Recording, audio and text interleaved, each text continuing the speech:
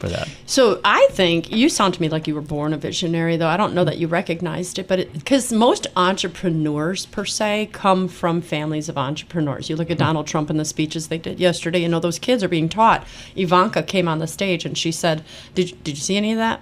I've seen Ivanka speak, though. She's pretty she was awesome. very articulate. Yeah. And one of the things that she said when I was a little girl, my dad used to say to me, honey, if you're going to be thinking anyway, think big. And when I heard her repeat that, I realized how his entrepreneurial skills were passed on, which, that's typical. But you said you didn't have that kind of leadership in your family. Maybe the guy at the company was that, but me looking at you going, that you really just seem to have that born into you because you were different than others. But it's integrity. It's not the things that we're thinking. You didn't necessarily have innate skills per se. You weren't the best welder. Maybe you were. I wasn't. You were awesome, right? No, okay, you weren't. But you had the most drive, the most integrity, the most trust, the most determination, and those. Right? Am I? Well, see, and that's the thing about it. Everybody thinks being a good welder or a good technician or a good truck driver is the thing. You can be a very bad person and a good technician. And what that is all of us are technicians at different levels. But what you want to be is a person of inner wealth, not outer wealth. And I'd learned that the hard way because of all the different adversity that I faced. But it's one of those, even if today I go and do my job and I'm really good at my job, I may suck at being a human being.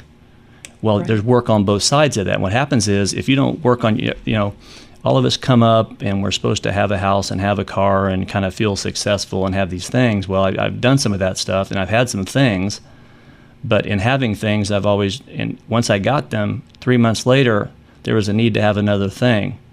And what that really was an indication of, there was a calling, and to me, a kind of a calling by the Holy Spirit that there's something more, Rick. There's something more. And I started working on my inner wealth. Yeah. What that means is, being kind to others, trying to be giving, trying to be helpful.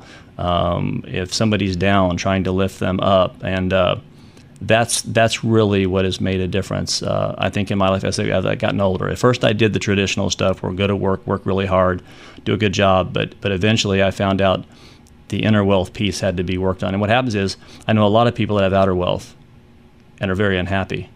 Yes. But you can tell when you're around a person that's achieved some things and has outer wealth, and they're contented and happy because they've done their inner work. So, when did that happen? Have you always had that spirit thing in you? No. Was there a turning point? Was there a? It happened by failure, and what I mean by that is that when I was probably 27 or 28, I started to notice that I had a house, I had a family, the company was started, and there was something missing. And even though that sounds kind of like a problem, actually that's a calling. If you actually listen, that means there's work to do. It wasn't like it was a problem. It started off appearing as a problem, but actually it was a God-created vacuum in my life.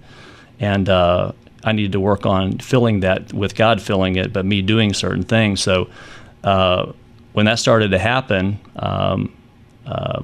I met Monsignor McCarran at church, and Monsignor McCarran, I was in spiritual direction with him for several years, and he set me down. And part of it is because I had a negative relationship with my father. That created some dysfunction in my life, and because he wasn't around and didn't provide for me or wasn't a role model. So that led me to spiritual direction with him, and it just totally changed my life in several different ways.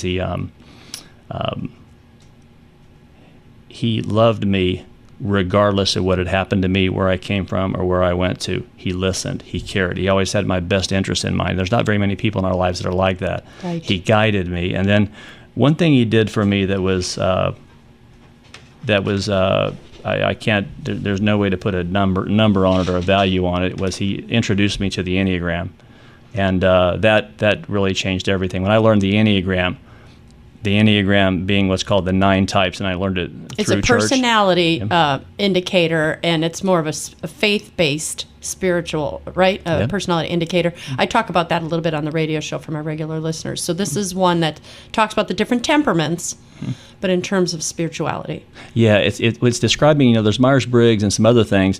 This is coming at it from a different angle. It's coming at what the person's center is, why they do what they do, and then how they behave under positive and negative conditions. And when he introduced me to that, the greatest thing I learned was myself first. In other words, They say the greatest victory is to conquer self, the greatest defeat is to be conquered by self. Well, I was being defeated by myself.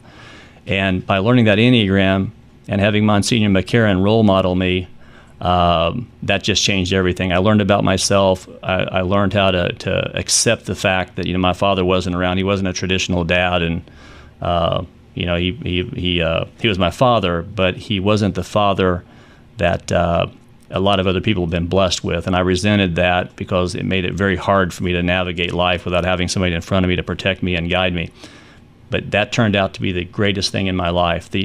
For people that have father issues or mother issues, it's one of those, having a void makes you work harder. You have to work through your handicap. And in doing so, if I had to go back in my life and have the perfect mom and dad and the perfect life, I wouldn't change anything because it totally prepared me for now and today and being in business. Wow.